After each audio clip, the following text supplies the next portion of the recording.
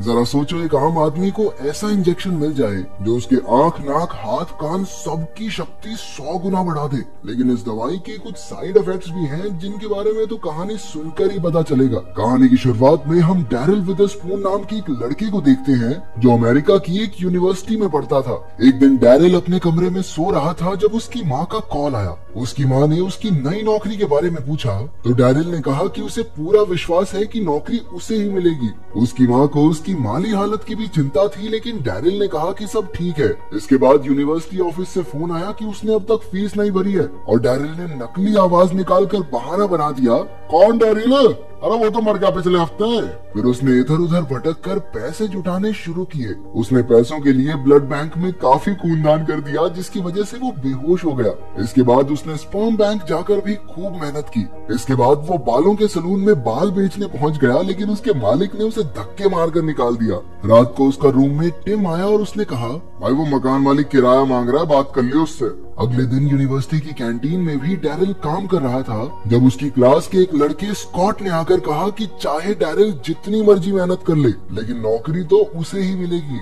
ऐसा इसलिए क्योंकि स्कॉट के पास उस नौकरी के लिए सारी जरूरी चीजें मौजूद हैं। अचानक जैनिस नाम की एक खूबसूरत लड़की वहाँ आई और उसे देखते ही डैरिल अपना दिल खो बैठा। इसके बाद डैरिल की क्लास में रैंडल टाइसन नाम का एक आदमी उसी कंपनी की तरफ से आया था जिसकी नौकरी डैरिल और स्कॉट दोनों पाना चाहते हैं। उसने कहा कि नौकरी के लिए उनके पास बेहतरीन मार्क्स होने चाहिए, उन्हें कई प्रोग्राम्स और पार्टीज में भाग लेना होगा और कैंडिडेट को खेल कूद में भी आगे होना चाहिए। इसके अलावा उन्हें कंपनी के बारे में मोटी मोटी नॉलेज भी होनी चाहिए। स्कॉट के पास ये सारी चीजें थी। रैंडल ने कहा कि क्योंकि एक ही आदमी की जगह खाली है तो 5 फाइनलिस्ट में से सिर्फ एक को चुना जाएगा। इसके बाद प्रोफेसर ने क्लास शुरू की जिसमें स्कॉट और डैरिल के बीच किसी बात पर बहस छिड़ गई। बाद में डैरिल आइस हॉकी कोच के पास पहुंचा क्योंकि उसे नौकरी के लिए खेल में भी हिस्सा लेना होगा, लेकिन डैरिल ने आज तक ये खेल नहीं खेला था इसलिए कोच ने मना कर दिया। फिर डैरिल ने अपने रूममेट टिम से मदद मांगी क्योंकि वो तो हॉकी टीम का कैप्टन था।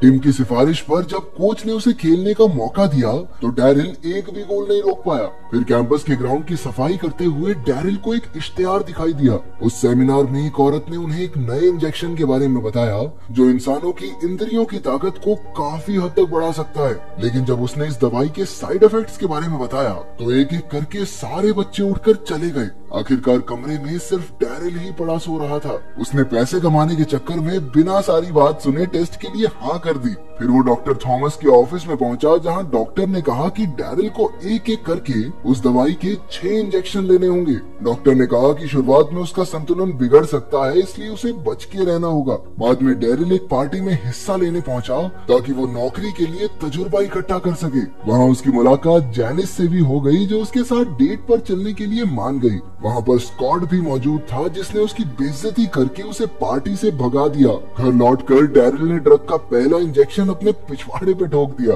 अगली सुबह जो प्रोफेसर सबका टेस्ट लेने लगा, अचानक उसी वक्त डैरिल पर ड्रग का असर होने लगा। उसकी देखने और सुनने की ताकत इतनी ज्यादा हो गई कि उसे पेंसिल की आवाज, हीरे की चमक जैसी कई आम चीजों से दिक्कत होने लगी। परेशान होकर वो अजीबोगरीब हरकतें करने लगा। जब प्रोफेसर ने उसे रोकना चाहा तो उसे मिर्गी का दौरा पड़ गया। इसके बाद वो सीधा डॉक्टर थॉमस के पास शिकायत लेकर गया। डॉक्टर ने उसे हौसला दिया कि दवाई ने अपना काम दिखाना शुरू कर दिया है और थोड़े ही समय में उसका शरीर इस दवाई को अपना लेगा। डॉक्टर ने कहा कि डैरिल को प्रैक्टिस करके अपनी इस ताकत पर कंट्रोल करना होगा। ड्रग के असर से परेशान होकर डैरिल ने अपने कान, नाक सब बंद कर लिए, लेकिन फिर भी कोई फायदा नहीं हुआ। बेचारा उस नौकरी के लिए फाइनलिस्ट भी नहीं बन पाया। लेकिन धीरे धीरे वक्त के साथ उसने अपने शरीर पर काबू पा लिया। इसके बाद कंपनी ने 5 फाइनलिस्ट के लिए पार्टी रखी जहाँ डैरिल वेटर का काम कर रहा था। वहाँ उसने अपनी नई ताकत से जजेस को प्रभावित कर दिया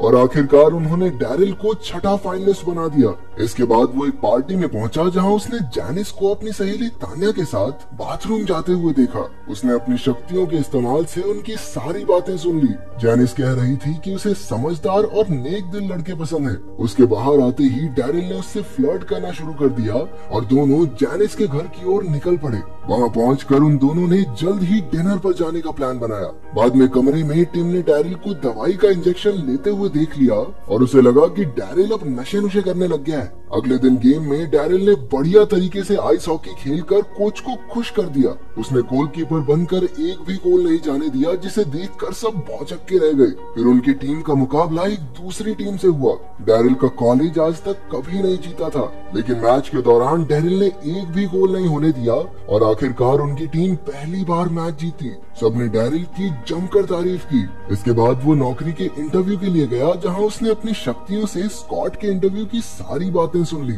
जब उसकी बारी आई तो उसने उन सब सवालों के जवाब दिए जिनके जवाब स्कॉट को नहीं आते थे। टाइसन ने उन्हें बताया कि नतीजा 5 दिन बाद बताया जाएगा। फिर उसने डैरिल को गेम का टिकट देकर कहा कि वहाँ कंपनी के बड़े लोग और क्लाइंट्स होंगे। उस रात डैरिल और जैनिस ने साथ में डिनर किया। फिर उसने अपनी ताकत का इस्तेमाल करके पास के कमरे से एक कविता सुनकर वही प्यार भरे अंदाज में जैनिस को चिपका दी, जिससे इम्प्रेस होकर जैनिस ने उसे किस कर दिया। अगले दिन डैरिल जैनिस को अपने घर वालों से मिलवाने ले गया। काफी अच्छा समय बिताने के बाद उसने अपनी माँ को कुछ पैसे दिए। आखिरकार कमरे में लौटकर टिम ने फिर उसे दवाई का इंजेक्शन लेते हुए देख लिया। जब टिम ने उससे पूछा कि कौन से टीके वीके लगा रहा तू, तो डैरिल ने एकदम सच बता दिया, लेकिन टिम को उसकी बात पर विश्वास नहीं हुआ। खुद को सही साबित करने के लिए डैरिल ने एक और इंजेक्शन लगा दिया और अगली सुबह जब वो उठा तो उसका पूरा शरीर एकदम सुन्न पड़ा था। उसे जमीन पर बेसहारा पड़ा देख टिम ने नशा छुड़वाने वालों को फोन कर दिया। उधर डैरिल फिर से डॉक्टर थॉमस के पास पहुंचा और डॉक्टर ने बताया कि डबल डोज की वजह से उसका शरीर सुन्न पड़ गया है।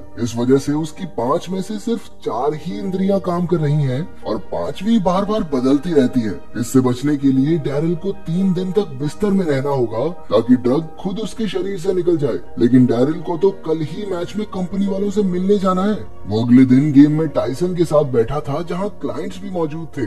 अचानक उसकी सुनने की शक्ति बंद हो गई और जब सब नेशनल एंथम के लिए खड़े हुए तो वो बियर मंगवाने लगा। जब वो वापस आने लगा तो भाई साहब की आंखों की रोशनी चली गई और वो गलत जगह बैठ गया। उसकी हरकतें देखकर क्लाइंट की तो हंसी ही नहीं रुक रही थी। जब उसे दिखाई देने लगा तो एक प्लेयर ने उसे उठाकर कोर्ट में फेंक दिया। तो कुल मिलाकर उसने खूब भसड़ फैलाई, लेकिन टाइसन ने उसे बताया कि क्लाइंट ने डील के लिए हाँ कर दी है। रात को टिम ने एक लड़की को डैरिल के कमरे में जाते देखा तो उसने फिर से नशा छुड़ाने वालों को कॉल कर दिया। अबे लड़की का उससे क्या लेना देना। उस लड़की का नाम लोरेन है, जो जैनिस की बहन है, और वो अचानक से बिना बात ही डैरिल से फ्लर्ट करने लगी। लेकिन डैरिल को तो कुछ भी सुनाई नहीं दे रहा था। अचानक लोरेन ने डैरिल को चूमना शुरू कर दिया। उसी वक्त डैरिल की आंखों की रोशनी चली गई और उसका शरीर सुन्न पड़ गया। ये देखकर लोरेन उठकर चली गई। तभी जैनिस ने आकर देखा कि डैरिल बिना कपड़ों के जमीन पर पड़ा था। जैनिस अपने मन में उल्टी फुल्टी बातें बनाकर वहाँ से बाहर निकल गई। इसके बाद टिम नशा छुड़ाने वालों को लेकर वहाँ पहुँच गया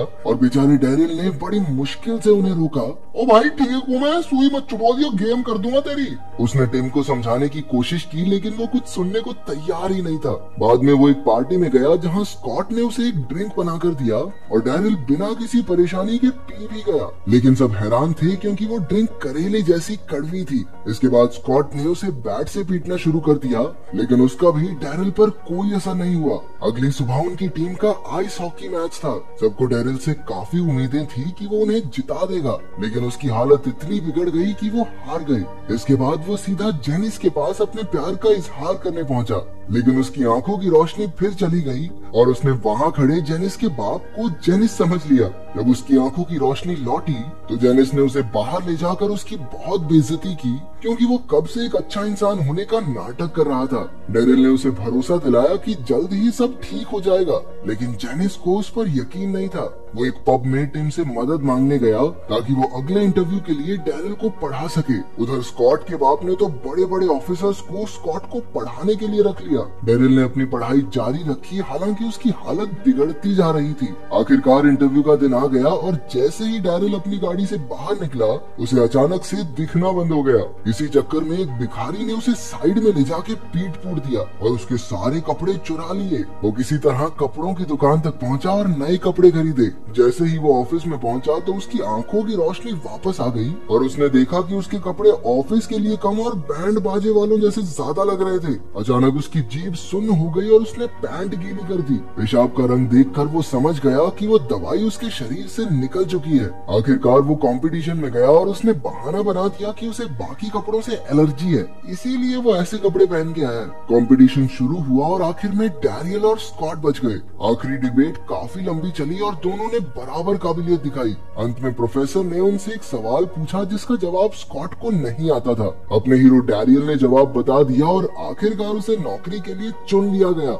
लेकिन उस वक्त डैरियल को काफी पछतावा हुआ और उसने सबके सामने कह दिया कि वो गलत तरीके से यहाँ तक पहुँचा है। उसने बताया कि कैसे उसने एक दवाई ली और उसकी शक्तियों से वो फाइनलिस्ट बना। उसकी बात सुनकर सबके सब हक्के बक्के रह गए, लेकिन फिर भी उसकी सच्चाई और ईमानदारी के लिए उसे नौकरी पर रख लिया गया और उसके बॉस ने उसे मेहनत करके आगे बढ़ने की सलाह दी। इसके 1 साल बाद डैरियल जूनियर एनालिस्ट बन गया और उसने जैनिस के साथ एक प्यारा सा परिवार बसा लिया। अगर वीडियो पसंद आई तो लाइक कर देना, चैनल को सब्सक्राइब कर देना। मिलते हैं अगली वीडियो में।